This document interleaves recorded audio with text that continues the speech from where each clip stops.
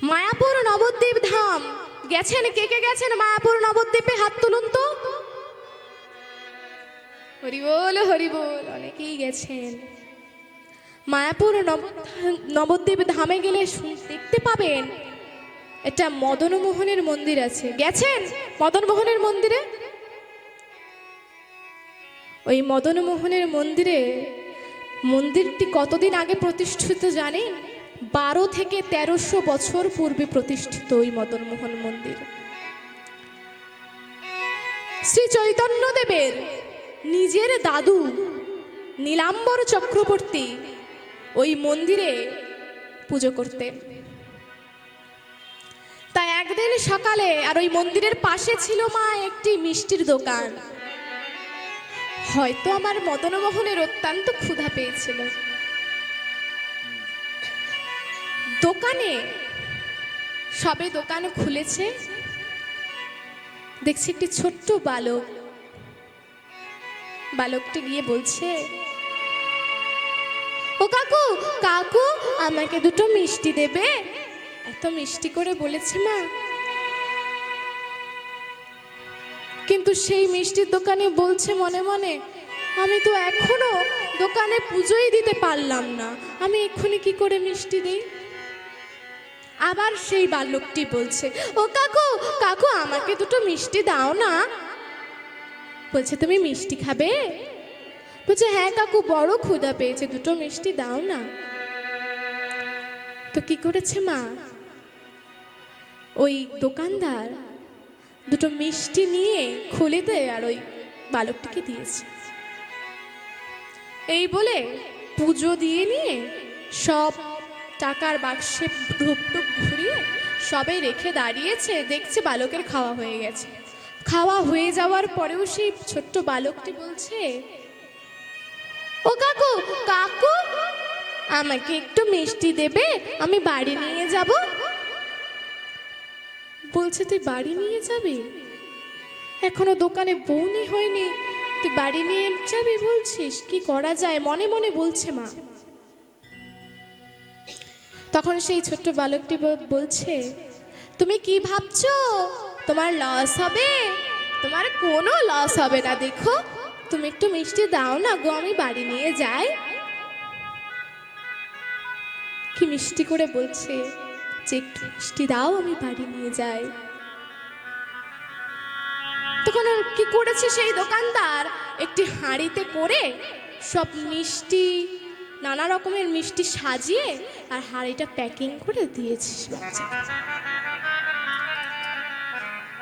বাচ্চাটি। মানে সেই বাচ্চার রূপধারী আমার মদনমোহন বলছে, শোনো গো কাকু, আমার দাদু নীলাম্বর চক্রবর্তীর নামে খাতা লিখে রাখবে, ঠিক আছে?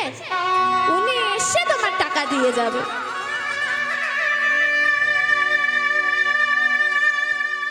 যখন বলেছে মা, তখন সে দোকানদার তো জানে না সে কি করেছে, ওই নীলাম্বর চক্রবর্তীর নামে লিখে দিয়েছে, খাতায় লেখা আছে।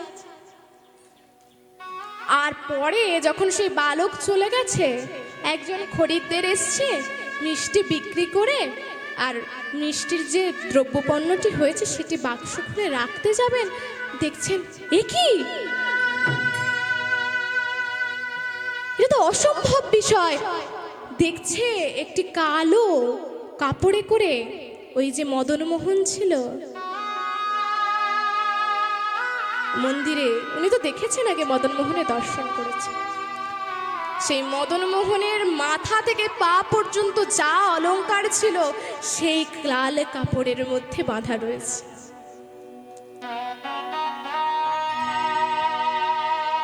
দোকানদার দেখেছে কিন্তু আর কিছু বলেনি, চুপচাপই ছিল। পরে একদিন কি হয়েছে, সেই দিনই বিকেলে নীলাম্বর চক্রবর্তী যাচ্ছেন পুজো দিতে।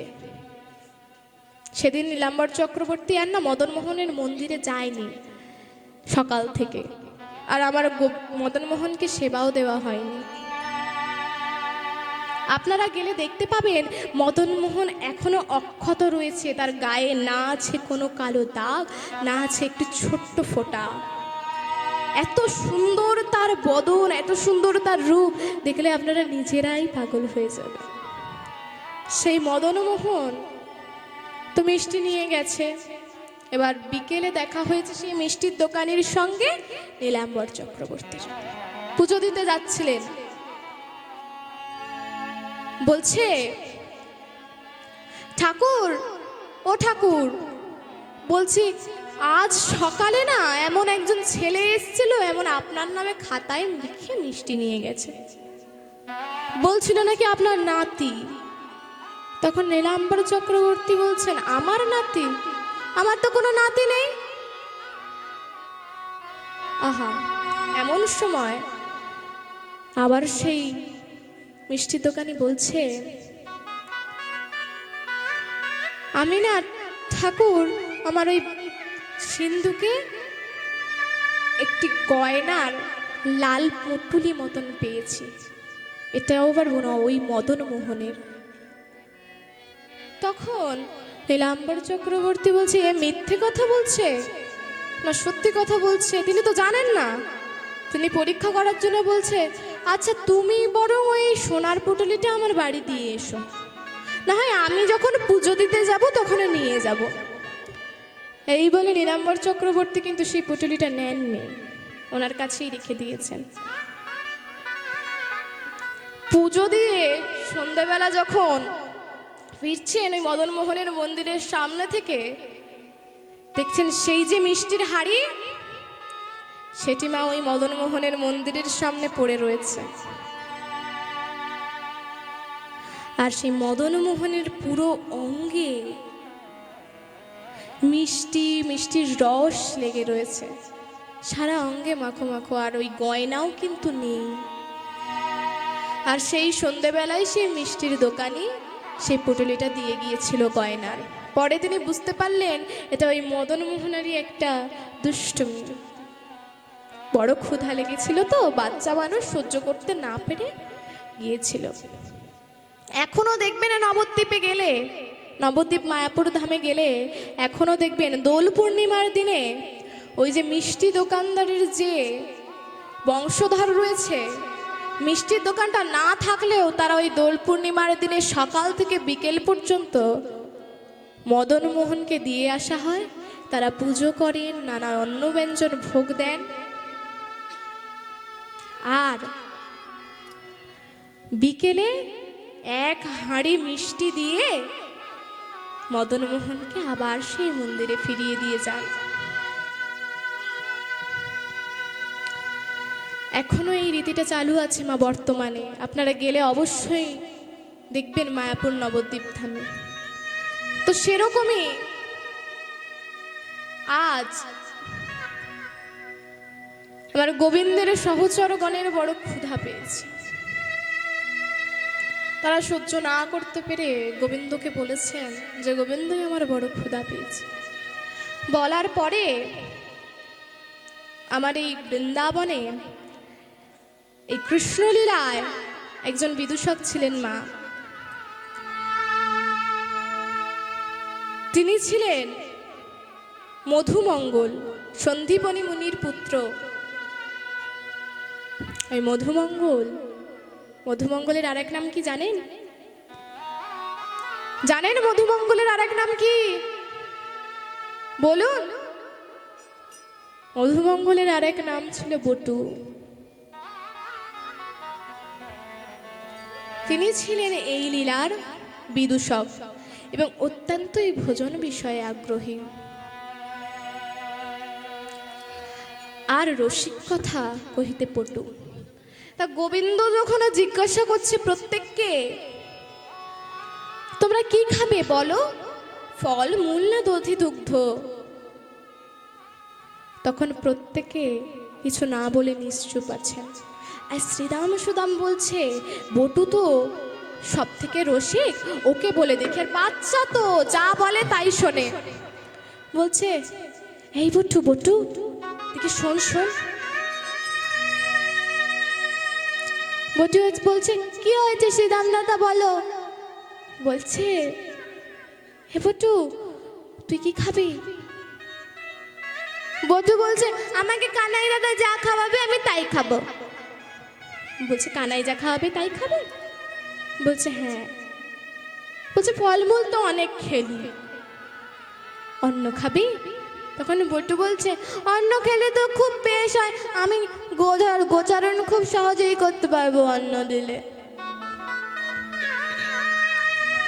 যখন অন্ন দিয়েছে মা,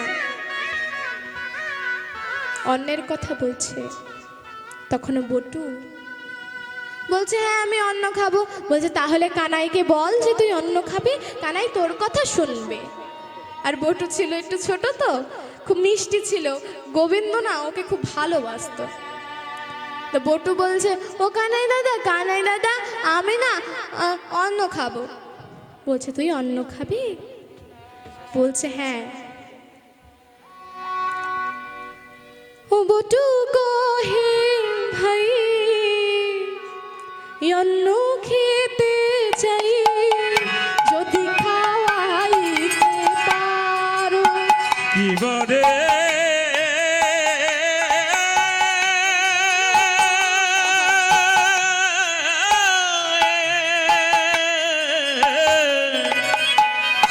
বটু কহে, ভাই অন্ন খেতে যাই, যদি খাওয়াইতে পারো। বলি তবে সুখ পাই, গোধন চড়াই। তবে সুখ পাই,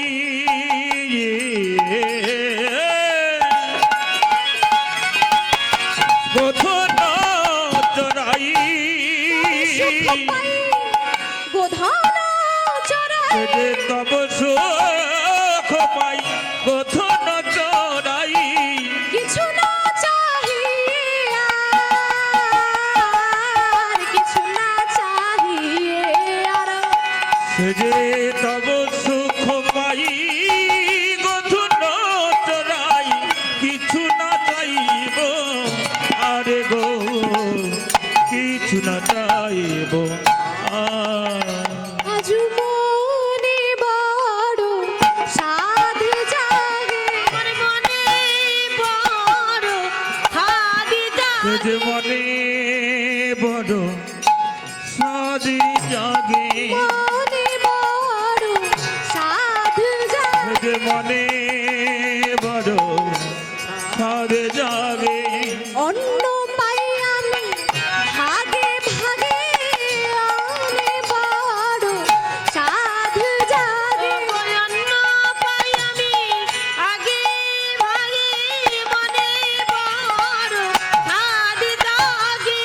মনের সুখে ধেনু চড়াবো, মনে বড় সাধ জাগে। মনের সুখে অন্ন পাবো, আর কিছু আমি চাই না গো। হরি বল, হরি বল, হরি বল। আর কিছু আমি চাই না গো, মনে বড় আশা ছিল, মনে বড় সাধ ছিল। শ্রদ্ধেয় কৃষ্ণ অনুরাগী ভক্তিমতী মা, ভাই বোন এবং বাবারা আছেন, তাদের চরণে কমিটির পক্ষ থেকে ভক্তিপূর্ণ প্রণাম। আপনারা জানেন আমাদের এই সন্দেশকারী সার্বজনীন শ্রী শ্রী হরিনাম সভা সমিতি দীর্ঘ 9টি বছর অতিক্রম করে বর্তমান 10তম বৎসরে পদার্পণ করেছে।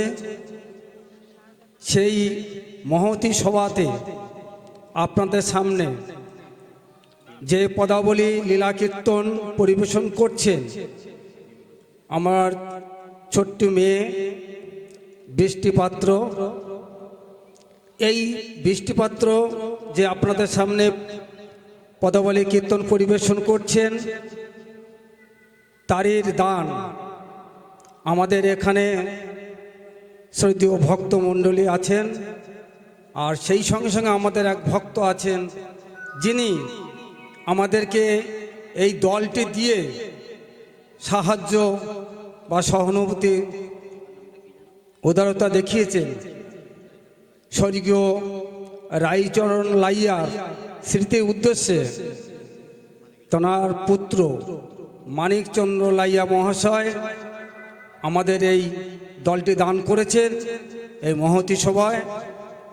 আপনারা আশীর্বাদ করুন উনি যেমন আরও দীর্ঘজীবী হয়, আর সেই সঙ্গে সঙ্গে আমাদের এই মহতী হরিশ বাসর বা হরিসভা আরও দীর্ঘজীবী হয় এবং আমরা আগামী দিনে আরও বড় আকারে এই সভাটাকে চালাতে পারি, সেইটা আপনার আশীর্বাদ করবেন। জয় জয় শ্রী গুরু নিতাই সীতানাথ প্রেমানন্দে গৌর হরি হরি বল হরি বল। ওনাকে আমরা আমাদের সম্পাদক মহাশয় উত্তরীয় এবং একটা গীতা দিয়ে ওনাকে সম্বর্ধিত করছেন।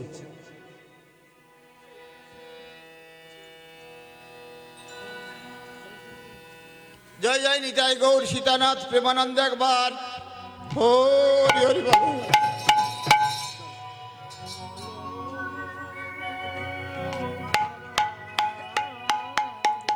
হরে কৃষ্ণ, জয় নিতাই।